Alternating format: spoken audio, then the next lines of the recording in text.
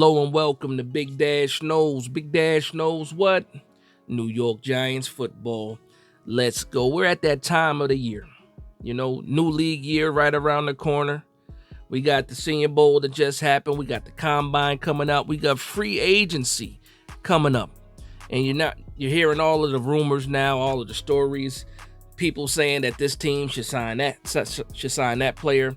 You know, this team has to get this player. These teams need to re-sign this player. We're seeing all the stories. Shout out to PFF for putting out all the stories. Shout out to all the beat writers, in national sports media. Shout out to everybody with all the rumors and the stories and the must-haves. This video is not about the must-haves. This video is about the must-nots. What the New York Giants should not do this free agency. And a lot of people might not like this video because some of the things I'm going to say might not be as popular, but they make sense to me. And I think they should make sense to a lot of people, especially New York Giants fans. So without further ado, let's get right into this list. The number one move that the New York Giants should not make, is go and try to sign Sam Darnold. No. We should not try to sign Sam Darnold. A lot of people keep saying, well, you saw what Sam Darnold did with the Vikings. He had over 4,000 yards, 30-something touchdowns. Sam Darnold might be able to do something. No, he did that with the Minnesota Vikings, and he did that with Kevin O'Connell as his coach. I'm not betting on Sam Darnold, and it's going to cost you too much money to bet on him. We just got out of a bad contract with Daniel Jones, and we're not really out of it because we have to pay all of his dead cap money. But when I look at Sam Darnold right now, if the Vikings decided they want to do a tag and trade, that's $40 million most likely. It's probably going to be around $40 million to tag Sam Darnold, and then you got to try to trade him, and whoever takes him is going to have to pay $40 million. Do the New York Giants have $40 million to give Sam Darnold? Absolutely not. Now, if you want to sign him outright, if the Vikings decide to let him walk, the market value for Sam Darnold right now is anywhere between 3 years and $100 million, 3 years and $120 million. So we're talking just over $30 million per possibly. And on the high end, $35 million per. Can the New York Giants afford to pay Sam Darnold $35 million? That's not the type of bridge I'm trying to get into. That's not the type of bridge I'm trying to cross, if I'm being honest with you guys. The New York Giants need to be in the Jameis Winston business, and the Justin Fields business, even the Russell Wilson business. They can be in the Drew Lock business. We have to be smart about the money that the New York Giants have right now. As far as cap space goes, I believe I've heard the New York Giants have roughly about $43 million in cap space. Only have about 42 players under contract, so you have to get that up to 53, and you also have the rookie contracts that you got to get signed. The Giants don't have a lot of money to be playing around, and also we don't have a lot of money to be trying to give Sam Bradford. Might as well be Sam Bradford. Sam Darnold, $40 million on the franchise tag and a tag and trade. Also, you don't want to give up the draft capital for Sam Darnold, and then to turn around and sign him outright for $35 million per or $30 million per, even though that's market value for Sam Darnold. I don't think Sam Darnold is the savior for the New York Giants. And I'm thinking about the New York Giants and where we're at, and we're most likely going to get a quarterback in this draft, God willing. And this guy needs to know, whoever we sign, whatever vet we sign in free agency, because we are going to sign a vet quarterback. We're not going to just stick here with Tommy DeVito. They need to understand that their job is to be the bridge. I don't want you to be confused that you're going to be the starting quarterback moving forward, or this is your job to win for the long term. No, I need you to understand that you're going to be a bridge. Now, Jameis Winston probably won't cost you more than about $6 million for one season. Drew Lock is probably going to cost you roughly about the same, maybe a little bit less.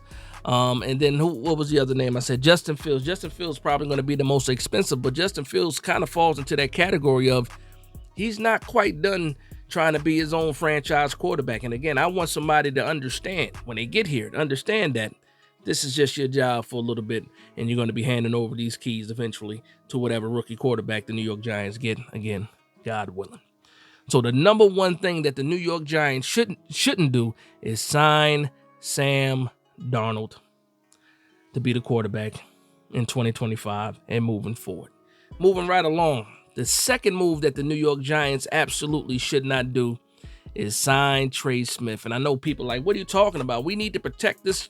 If we're drafting a quarterback, we need to be able to protect that quarterback. We don't even know who our quarterback is, and we don't even know for sure if we're going to get one. Again, God willing, that we get one of these guys. Like, please, can we get a quarterback finally? But Trey Smith, first of all, I don't think the Chiefs let him out the building. He's a staple for that offensive line, and they got their own franchise quarterback to protect. Now, we've seen the Chiefs go ahead and get rid of a whole offensive line, flip it, and get right back into the Super Bowl the next year, or right back into the playoffs. Didn't miss a beat. So, is it the end all with Trey Smith if they decide to let him walk? No, because they still got the franchise quarterback, and they got a competent coaching staff to develop, whoever they draft or whoever they sign to take Trey Smith's place if it comes to that. But also, if they do let him walk, we're talking about a guy whose market value is about 5 years, $105 million, talking about $21 million a year. Can the New York Giants afford to do that?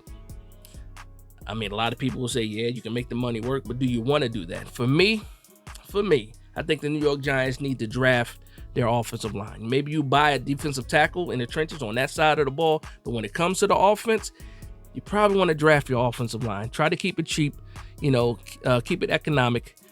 But also, Dash, what are your options? We don't have a guard. You're not going to like this probably. But in my opinion, you go ahead, you re-sign Van Roten, and you re-sign Aaron Stinney. And you draft your next guys in the upcoming draft. That's the move that you make. It's not all about saving money. You do want to build a team too, but you don't want to have these outrageous contracts on a team where you're not even competing. The New York Giants are the only team that are in this kind of cap situation, and we suck, and we shouldn't be paying this kind of money. We got $43 million in cap space, and we don't even have a franchise quarterback on the roster. And we only have, this is unheard of. This is crazy stuff, and this is the position that Joe Schoen put us in. It is what it is. I can't keep crying over spilled milk, but I might cry a little bit more. But what are some options outside of that? You re-sign Van Roten, you re-sign Aaron Stinney, and you try to draft your next offensive lineman in this upcoming draft to try to solve that problem. And also the dark horse, or the elephant in the room, is, do you finally move Evan Neal to guard? Do you finally make that move? It makes sense for a lot of people. It makes sense for everybody except for the people inside the Giants organization. Make that move with Evan Neal. Just don't give him the job, but let him fight for the job and see if he can actually get the job done and earn the spot at right guard, and that saves you a lot of trouble. It's like an easy solution. I don't know why they don't even think about it. I don't know why they're not mentioning it or either considering it. And you know what? I think once the league year starts and free agency starts to happen and that starts to unwind, and if they can't get somebody on board, you're probably going to start hearing rumors. They're going to tell the beat writers to put the feelers out there that the New York Giants are going to move Evan Neal to guard to see what they have. I can see that happening 100%. 100%. So the second move that the New York Giants shouldn't do is sign Trey Smith at $20 million per when your team is not good and not competing. The last move that the New York Giants shouldn't do, we're going to wrap this thing up. The last move, and people have been talking about this player for more than 1 year, and that's the wide receiver Tee Higgins. The New York Giants have no business entertaining signing Tee Higgins. But what do you mean we need more weapons? We don't, again, same thing. I've been saying it all video. You don't even have a quarterback yet, and you want to bring in the number one wide receiver when you already have a number one wide receiver on the roster? Tee Higgins is coming somewhere. He's looking for his money, first off, and he's also looking to get the targets that a number one wide receiver gets. No, we have Malik Neighbors. He's our number one wide receiver. He's getting the majority of the targets. Do the New York Giants need a wide receiver too? Absolutely. I'm not sure what's going to happen with Darius Slayton. I'm not sure. The New York Giants bring him back. I was looking at Darius Slayton's market value, and I was surprised. It's 2 years, $30 million. You're talking about paying Darius Slayton $15 million per. You heard me, Giants fans. Darius Slayton, $15 million per. And you know what's crazy about that? That's actually fair money or good money for him for what he does. And I think that once we see him on another team, you'll see the best of Darius Slayton. He's been our staple for so long since he's been here with bad quarterback play. If he goes somewhere else, I think a lot of people will appreciate him once he's gone. You never know what you got until it's gone, and I think a lot of Giants fans will know that if Darius Slayton happens to go away and we don't get a chance to re-sign him. I'm not willing to give him $15 million. I should say not willing. I don't want to give him $15 million, but that might be, the type of deal that you have to get him to stay. Maybe he gives you a hometown discount, but I don't think Darius Slayton has any more nice guy left in him. We played him out a couple of times when Dable first got here. They benched him. They talked about trading him. We really didn't play him till week 5 in 2022. And what did he do? Went out there, just, was the leading receiver for us again. Took it on the chin, pause, gave the Giants everything he had. And then look at this year, they told him to restructure, told him to take a pay cut. He did it. They gave him some BS incentives and stuff like that. He didn't make them. You know what I mean?